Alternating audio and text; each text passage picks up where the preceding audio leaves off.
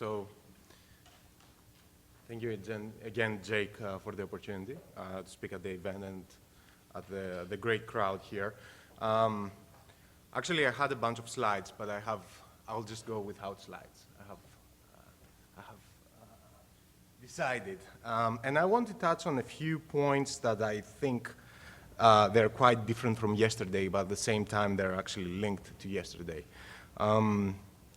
Obviously, all of you know that Greece has experienced a tremendous recession, huge impact on human capital of Greece. And how do we get to make some progress now?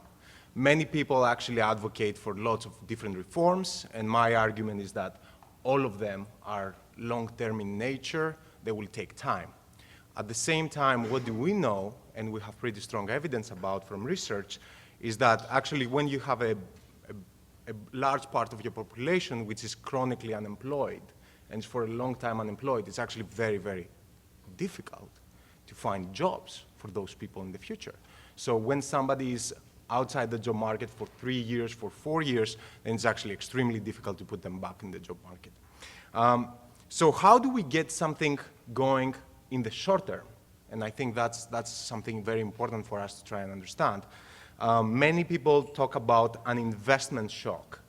And whenever I hear that, it's clear to me that people don't understand how the machine works, actually, how the economy works. The economy doesn't work that way. There are cause and effect relationships, and it doesn't start with the investment. It actually starts with something that is called cost of capital shock.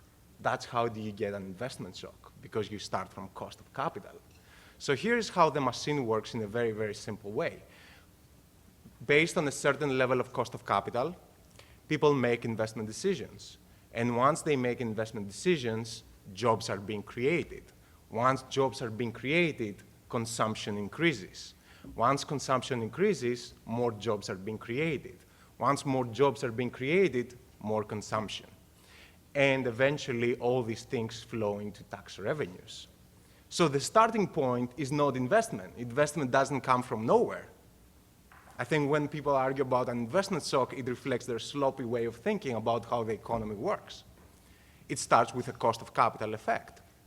Right now, cost of capital in Greece is extremely high. And I can tell you with all the conversations that are happening in the organizations that actually create value in a society, which is companies and business and entrepreneurs and commerce, always the obstacle right now in Greece is that cost of capital is very, very high. So one thing that you need to do is to bring immediately cost of capital much lower, at much lower level. So how do you do that? One way is everything that we were discussing yesterday, actually to bring transparency and create trust and confidence with the capital markets. By the way, that won't happen overnight. You need continuous education of capital market participants. So literally, you need to call credit rating agencies every day and try to get a better credit rating and educate them about what your financials are. It's the same thing with institutional investors. You need to have conversations every day with sovereign wealth funds and with pension funds and with everybody else. So you start opening the markets again. And of course, it's very, very important that you close immediately the evaluation, right? And you reach an agreement with the creditors immediately, so the waiver is going to be part of the deal. So you need to generate that cost of capital effect, which will both generate jobs in the short term and also will generate tax revenues.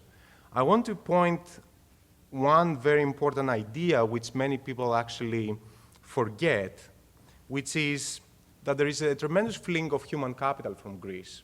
And of course, as I noted yesterday, human capital is one of the main drivers of competitiveness for a country. Many people believe that that human capital is going to come back. I'm less optimistic about that, about human capital coming back, actually, ever, to be honest with you. What many people forget is that we're not living in the 80s. We're not living in the 70s. We're not living in the 60s. We're living in a world which is much flatter right now. So people that are actually working on amazing projects, just in San Francisco and Palo Alto, a little bit northern from here, have made the world a flatter place. So now you can live in Indonesia and in Singapore and in LA, and you can talk to your relatives and to your parents every day, and you can see them every day. And transportation, actually, the cost of transportation has decreased dramatically. So what you will see, and this is my prediction, what you will see in the next 50 years is going to be a much flatter world, where actually the best human capital is going to flee to the countries with the best institutions that are going to mobilize their energy and their passion. So I'm much less optimistic that if we don't do something very, very fast, what you will see is a permanent, not a temporary, fleeing of human capital from countries like Greece. I think although transparency and education of the citizenry and everybody else is actually very important for something that we have been witnessing here in the US as well, and I think globally. And this is the rise of populism. Populism everywhere, from the left, from the right, from every single one.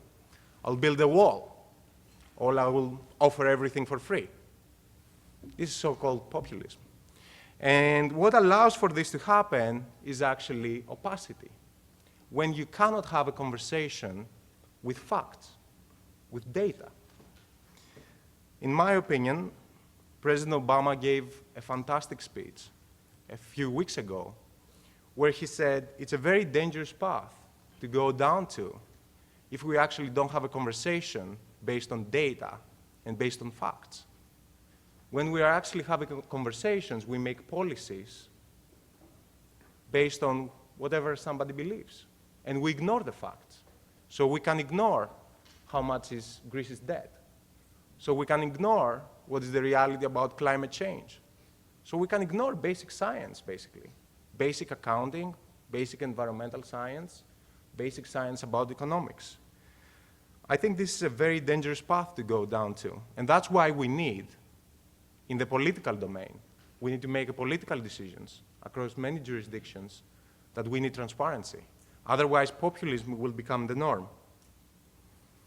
I also want to highlight one more thing, which is that, I don't know how many of you have seen that, but recently what has been happening in many countries is what I call inequality of trust in the institutions. So Edelman has done this for a number of years, this trust barometer survey. And one of the things that they have uncovered is that actually most of the people trust the elites much less now than before. So it used to be that most of the people would say, the elites have my back. What is good for them is good for me as well. That has been broken down. There is no trust in the institutions. And why that is? Well, one is because they think that incentives are misaligned, and Paul is making a lot of money, and I'm not. So the game is actually, which is probably true, a much poorer person than Paul.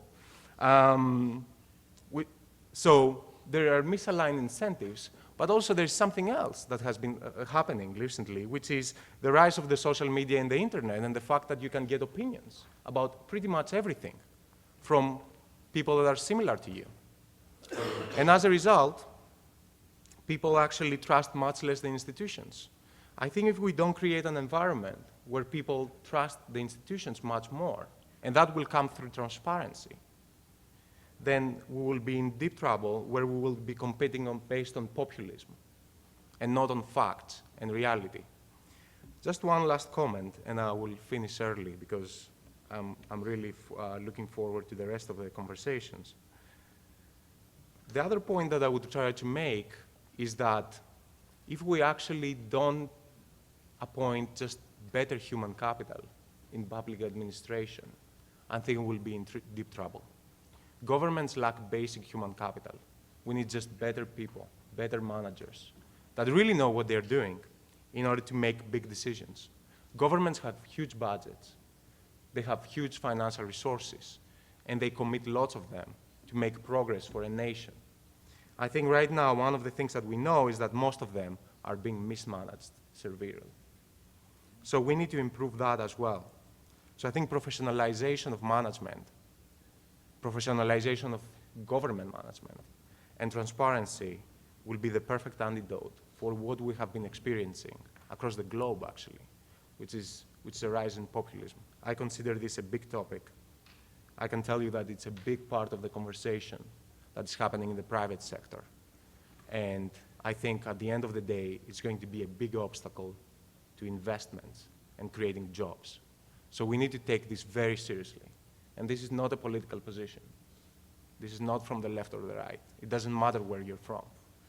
We should all agree that we should debate based on facts and data, not opinions. Thank you very much.